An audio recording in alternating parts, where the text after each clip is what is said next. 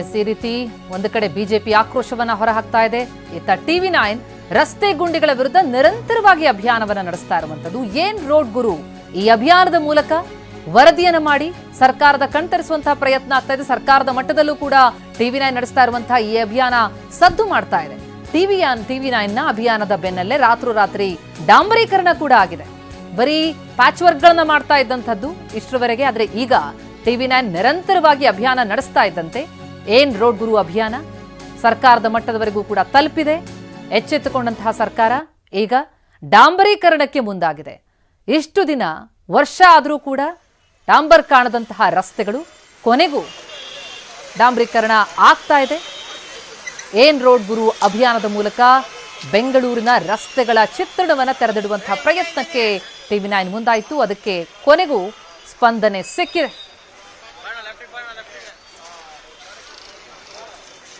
Subbaiah circle to Richmond circle ಅಲ್ಲಿಯವರೆಗಿನ ರಸ್ತೆಗಳು ಯಾವ ಪರಿ ಗುಂಡಿ ಬಿದ್ದೋಗಿತ್ತು ಅಂತ ಅನ್ನೋದನ್ನ ಸಂಪೂರ್ಣವಾಗಿ ರಾಜ್ಯದ ಜನತೆ ಎದುರು ತೆರೆದಿಟ್ಟಿತ್ತು TV9. ಇದು ಸರ್ಕಾರಕ್ಕೂ ಕೂಡ ಬಿಸಿ ಮುಟ್ಟಿಸ್ತು. ಈಗ ಕೊನೆಗೂ ಡಾಂಬರೀಕರಣ ಆಗಿದೆ. ರಾತ್ರೋರಾತ್ರಿ ಡಾಂಬರೀಕರಣ ಆಗಿದೆ. ಬರೀ ಪ್ಯಾಚ್ ವರ್ಕ್ಗಳಲ್ಲ, ಎಲ್ಲಿ ಗುಂಡಿ ಬಿದ್ದಿದೆಯೋ ಅಲ್ಲಷ್ಟೇ ಪ್ಯಾಚ್ ವರ್ಕ್ಗಳು ಈ ಹಿಂದೆ ಆಗ್ತಾ ಇದ್ದನ್ನ ಗಮನಿಸ್ತಾ ಇದ್ವಿ. ಒಂದು ಮಳೆ ಬಂದ್ರೆ ಸಾಕು ಮತ್ತೆ ಬಾಯಿ ತೆರಿತಿತ್ತು ರಸ್ತೆ.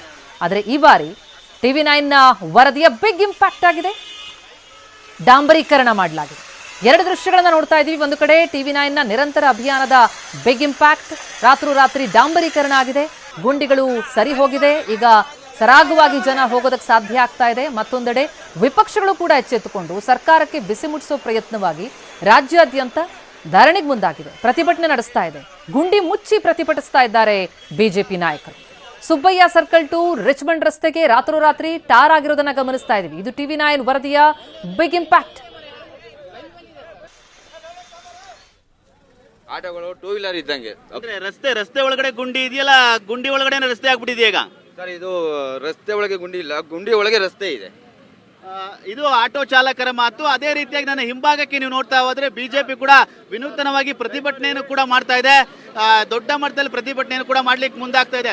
ರಸ್ತೆ ಗುಂಡಿಯನ್ನ ಮುಚ್ಚುವ ಒಂದು ಪ್ರತಿಭಟನೆ ಕೂಡ ಮುಂದಾಗಿದೆ. ಬೆಂಗಳೂರಾದ್ಯಂತ ಈ ಒಂದು ಪ್ರತಿಭಟನೆಗೆ ಕರೆ ಕೊಡಲಾಗಿದೆ. ನನ್ನ ಹಿಂಭಾಗಕ್ಕೆ ನೋಡ್ತಾ ಹೋದ್ರೆ ನೀವು ರಸ್ತೆ ಗುಂಡಿಯನ್ನ ಮುಚ್ಚಿ ವಿನೂತನವಾಗಿ ಪ್ರತಿಭಟನೆ ಮಾಡ್ತಾ ಇದೆ. ಸರ್ಕಾರಕ್ಕೆ ಎಚ್ಚರಿಕೆ ಕೊಡುವಂತ ಕೆಲಸವನ್ನು ಕೂಡ ಮಾಡ್ತಾ ಇದೆ. ಯಾಕೆಂದ್ರೆ ಪ್ರಮುಖವಾಗಿ ಈಗಾಗಲೇ DK ಶಿವಕುಮಾರ್ ಅವರೇ ಯಾವಾಗ ರಾಜೀನಾಮೆ ಅನ್ನೊಂದು ಪ್ಲೇ ಕಾರ್ಡ್ ಅನ್ನು ಹಿಡಿದು ಬಿಜೆಪಿ ಪ್ರತಿಭಟನೆಯನ್ನು ಕೂಡ ದೊಡ್ಡ ಮಟ್ಟಿಗೆ ಮಾಡ್ತಾ ಇದೆ. ಈ ಮೂಲಕ ಒಂದು ಕಡೆ ರಸ್ತೆ ಗುಂಡಿಯಿಂದ ಸಾರ್ವಜನಿಕರು ಪರದಾಡ್ತಾ ಹೋದ್ರೆ, ಇನ್ನೊಂದು ಕಡೆ ರಸ್ತೆ ಗುಂಡಿಗಳನ್ನ ಯಾವಾಗ ಮುಚ್ತೀರಿ ಅಂತೇಳಿ ಸರ್ಕಾರಕ್ಕೆ ಬಿಸಿ ಮುಟ್ಟಿಸುವ ಕೆಲಸವನ್ನ ಬಿಜೆಪಿ ಕೂಡ ವಿನೂತನವಾಗಿ ಮಾಡ್ತಾ ಇದೆ. ಆ ಒಂದು ನಿಟ್ಟಿನಲ್ಲಿ ಈ ಒಂದು ನಂತರವಾದ್ರೂ ತ್ವರಿತವಾಗಿ ಒಂದು ಗುಂಡಿ ಮುಚ್ಚುವ ಕಾರ್ಯಗಳಾಗುತ್ತಾ ಕಾದ್ ನೋಡಬೇಕಾಗಿದೆ. ನನ್ನ ಹಿಂಭಾಗಕ್ಕೂ ನೀವು ನೋಡ್ತಾ ದೃಶ್ಯಗಳು ತೋರಿಸ್ತಾ ಇಲ್ಲಿ ಪ್ರತಿಭಟನೆ ನಡೀತಾ ಇರೋ ಸ್ಥಳ ಲಗೇರೆ ಎಂದೇ. ಇದೇ ಜಾಗದಲ್ಲಿ ಗುಂಡಿ ಮುಚ್ಚುವ ಒಂದು ಪ್ರತಿಭಟನೆ ಕೂಡ ನಡೀತಾ ಇದೆ. ಅದೇ ರೀತಿಯಾಗಿ ನನ್ನ ಹಿಂಭಾಗಕ್ಕೆ ನೀವು ನೋಡ್ತಾ ಹೋದ್ರೆ ಎಷ್ಟರ ಮಟ್ಟಿಗೆ ಗುಂಡಿಯ ಸಮಸ್ಯೆ ಇದೆ ಅನ್ನೋದು ಸ್ಪಷ್ಟವಾಗಿ ಗೊತ್ತಾಗ್ತಾ ಇದೆ. ನನ್ನ ಹಿಂಭಾಗಕ್ಕೆ ನೋಡ್ತಾ ಇದ್ರೆ ವಾಹನ ಸವಾರರು ಈ ಒಂದು ಬೈಕ್ ಆಗಲಿ, ಕಾರ್ ಆಗಲಿ, ಲಾರಿಗಳನ್ನ ಚಲಾಯಿಸ್ಕೊ ಬರ್ಲಿಕ್ಕೆ ಎಷ್ಟು ಪರದಾಡ್ತಾ ಇದ್ದಾರೆ ಅನ್ನೋದು ಸ್ಪಷ್ಟವಾಗಿ ಗೊತ್ತಾಗ್ತಾ ಇದೆ. ಯಾಕೆಂದ್ರೆ ಈ ಒಂದು ಮಹಾಲಕ್ಷ್ಮಿ ಲೇಔಟ್ ಸುತ್ತಮುತ್ತ ಅಂತಂದ್ರೆ ಯಶವಂತಪುರ ಆಗ್ಬೋದು, ಪಿಣಿ ಆಗ್ಬೋದು, ಒಂದು ಇಂಡಸ್ಟ್ರಿಯಲ್ ಹಬ್ ಇದೆ. ಇಲ್ಲಿ ಸಾಕಷ್ಟು ತೊಂದರೆ ಆಗ್ತಾ ಇದೆ. ಸಾರ್ವಜನಿಕರು ಪರದಾಡುವಂತ ಸ್ಥಿತಿ ದೊಡ್ಡ ಮಟ್ಟಿಗೆ ನಿರ್ಮಾಣವಾಗಿದೆ.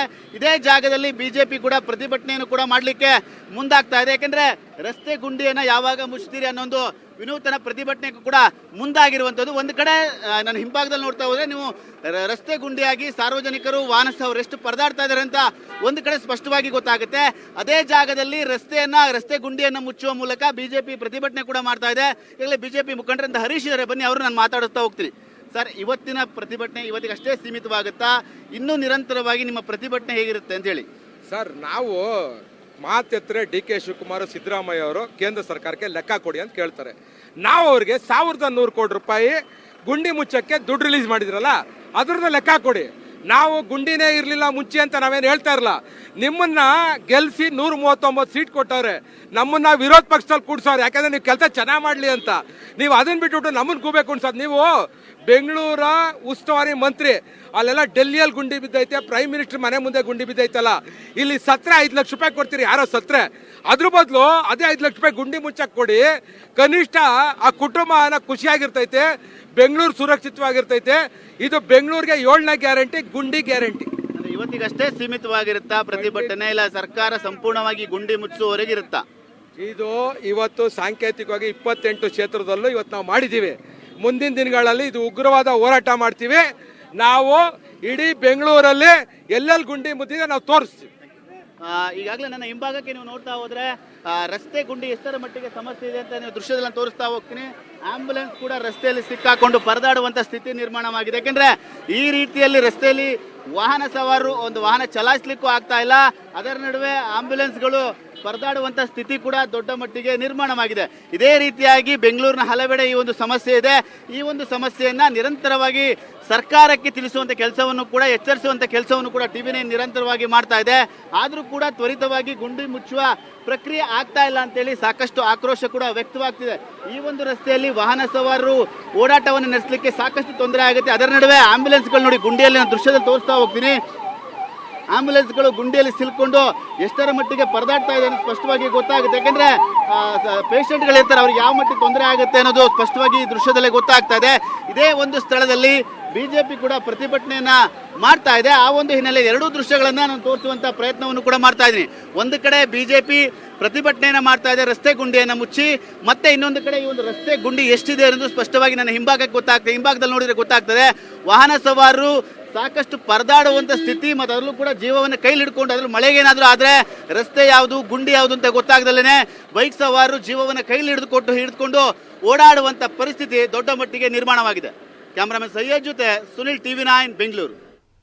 ಎಸ್, ಇದು ಬೆಂಗಳೂರಿನ ಲಗ್ಗೆರೆಯ ಚಿತ್ರಣ ನಾವು ನೋಡ್ತಾ ಇದ್ದೀವಿ. ಏನ್ ರೋಡ್ ಗುರು ಅಭಿಯಾನದ ಮೂಲಕ TV9 ಕೂಡ ನಿರಂತರವಾಗಿ ಬೆಂಗಳೂರಿನ ರಸ್ತೆಗಳ ಚಿತ್ರಣ ಇಡ್ತು. ರಸ್ತೆ ಗುಂಡಿಗಳ ಬಗ್ಗೆ TV9 big reality check. Bengaluru ಅಷ್ಟೇ ಅಲ್ಲ, ರಾಜ್ಯಾದ್ಯಂತ TV9 ರಿಯಾಲಿಟಿ ಚೆಕ್ ನಡೆಸಿದೆ. ರಸ್ತೆ ಗುಂಡಿಗಳ ಬಗ್ಗೆ TV9 ಇಂದ ನಿರಂತರವಾಗಿ ಅಭಿಯಾನ.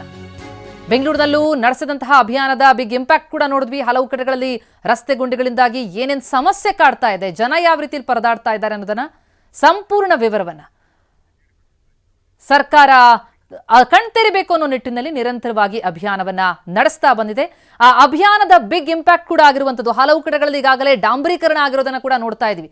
ಮತ್ತೊಂದೆಡೆ ಈಗ ವಿಪಕ್ಷ ಕೂಡ ಸರ್ಕಾರವನ್ನ ಎಚ್ಚರಿಸುವಂತಹ ಪ್ರಯತ್ನ ಮಾಡ್ತಾ ಇದೆ. ಗುಂಡಿ ಮುಚ್ಚಿ ತಿರುಗೇಟನ್ನ ಕೊಡ್ತಾ ಇದೆ.